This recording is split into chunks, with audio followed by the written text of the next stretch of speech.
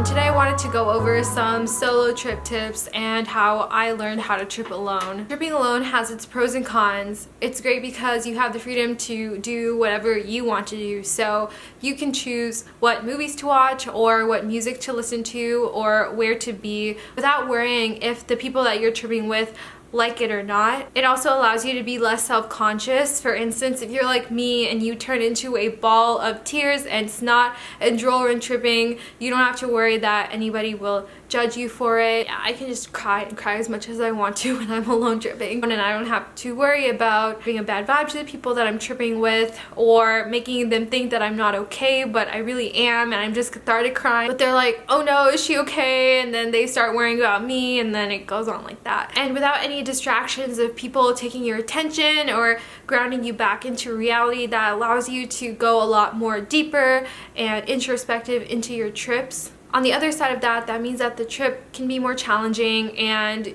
it's easier to fall into thought loops or spirals or scary places, and it's up to you to get out of them. So then, what are ways to help you have a good solo trip? First of all, it would be ideal if you have already done psychedelics with other people before and have tripped in a group and so on, so that you have an idea of what to expect. But you know, sometimes you may not know anyone who wants to do psychedelics, or you don't have anyone that you really trust to do it with or to tripsit you. So in those cases, you might be doing it alone for your first time. But whether you've tripped alone before or in a group or not, you want to make sure that the first times you trip alone, you start off with a low dose, maybe even lower than you think you can handle. The trip may very well be underwhelming. Actually, it probably will be, especially if you've done higher doses in the past, but it's much better to have an underwhelming trip than an overwhelming one. Also, in the place that you're tripping, whether that's in your house or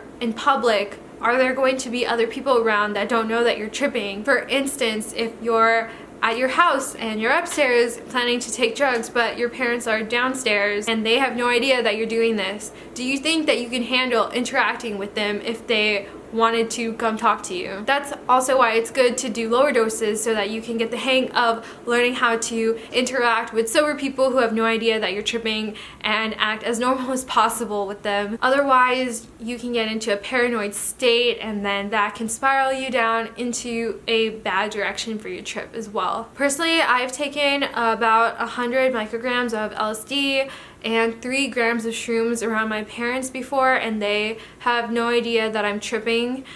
They might think that I'm more talkative or more prone to laughing or crying than usual, but they don't suspect that there's anything really off with me. But that's after a lot of practice, so in smaller doses. Then you might want to have someone who may not be physically present with you, but they know that you're going to be tripping and at what day and what time, and to be aware that you might hit them up, call them, text them to chat if you want to. And it would be good for this person to be open about psychedelics and not judgmental. Otherwise, you know, if you're tripping and you're super excited to talk to them and then they just shoot you down with negativity, that could spiral you downhill into some bad thought loops. Personally, in the beginning of a solo trip, I usually go MIA for a few hours, and then during the come down, I get pretty talkative and I start to feel more lonely, and this is when I may reach out to someone to text or call or something like that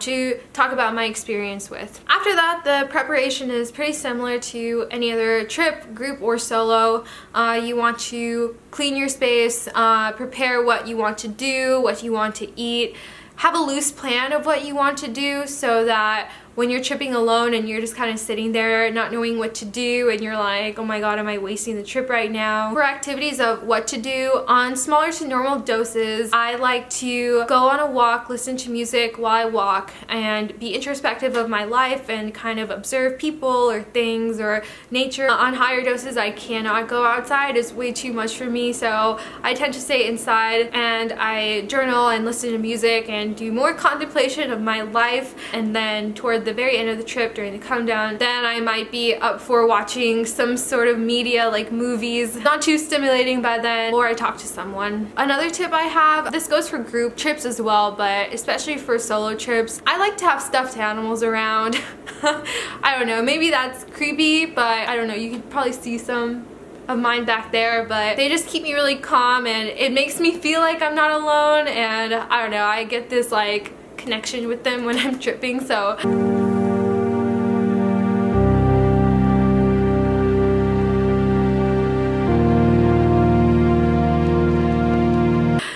So yeah, having them around as kind of like guardians would be cool. I think having a real animal would be really cool too, but I don't have one at the moment. The way I started practicing tripping alone was really with LSD. My first LSD trip was really big, really overwhelming, and so as a result, when I started tripping alone for the first time on LSD, I was super careful and cautious about the dosage. I wouldn't even call it tripping really. I started off with like 1/8 of a tab, so something like 12 micrograms. That's really more of a microdose. I took it and I barely felt things and saw a little bit, very little bit of visuals. I was going to college classes at this time and I was just sitting in class, and then the walls started breathing a bit, and that's it. Then eventually I increased up my dosage to 1/4 of a tab, or like 25 micrograms, and then to 50 micrograms.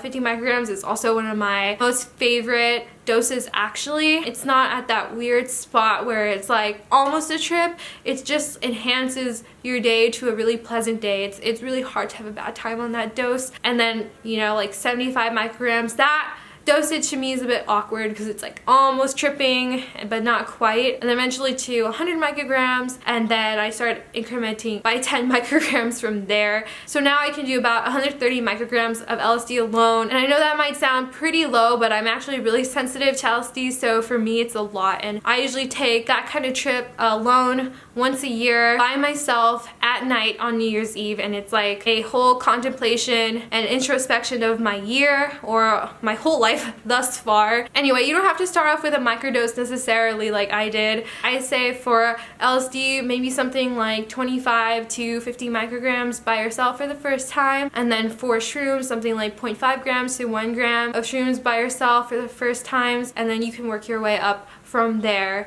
Okay, I hope that you found this helpful, and if or when you do trip alone, I hope you do it safely, responsibly, and respectfully. Alright, till next time. Bye!